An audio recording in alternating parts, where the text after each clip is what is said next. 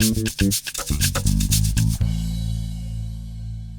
I'm originally from Kansas. Anybody here from Kansas? No, there never is. I don't think they know they can leave. I'm gonna call them after the show. Yeah, just get in the truck and drive. I go back to Kansas to visit my parents, and I know families are kind of like pesticides. You're not really meant to survive them, but if you do, it only makes you stronger. Or you mutate. And my mom is one of those people, you know, who just talks all the time and doesn't have to say. She's like a member of Talkaholic Anonymous, and those meetings last forever. Thank you. So it's hard, though, living in Los Angeles after growing up in Kansas, because, like, everybody in Los Angeles is in therapy or they take medication to be nicer. My friend Shelly takes this stuff called Prozac. Yeah, it totally doesn't work for her. It turns out she's just a bitch. And then I have trouble dating here in Los Angeles. And I don't know if it's because the guys are flaky or because I'm married. Yeah, actually, I had to get married. I needed some yard work done.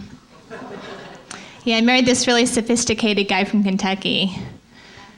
Yeah, he knows the alphabet. Well, I mean, not in order, you know, but he knows it. And actually, when I was dating my husband, you know, he still had Kentucky plates on his car. And if you have Kentucky plates on your car, you always get to park in the handicapped spot. It's great.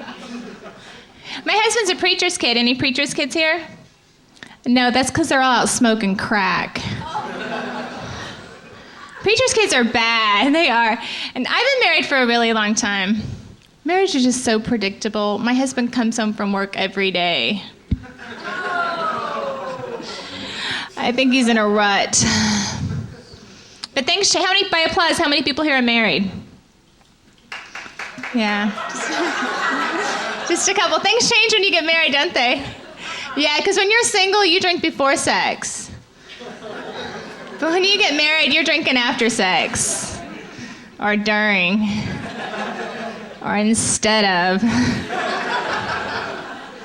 And when you're married and you say you're going to put on something more comfortable, you always mean sweats.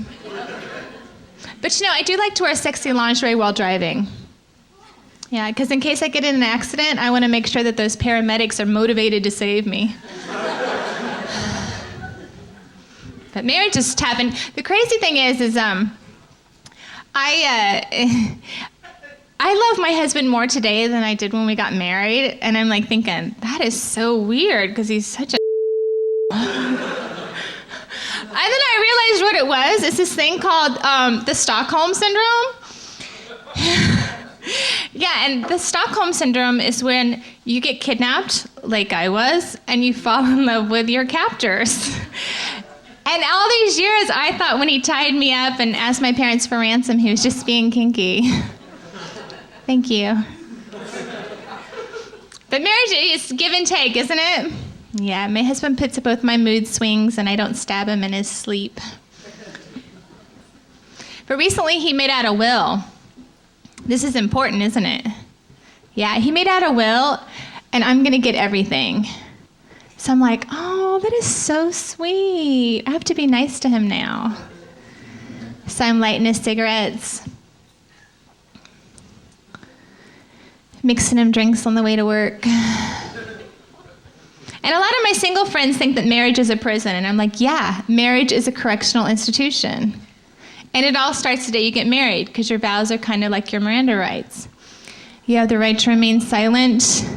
Anything you say or do can and will be used against you. Again and again and again. And when your wife becomes your warden, it's our job to correct you till you wind up in the hole. Good behavior and perhaps a conjugal visit. I just that up. Sorry. We'll have to edit that. Anyways, okay. So good behavior and perhaps a conjugal visit. Bad behavior, you wind up in the hole. Okay, maybe that's good behavior. I'm so confused now.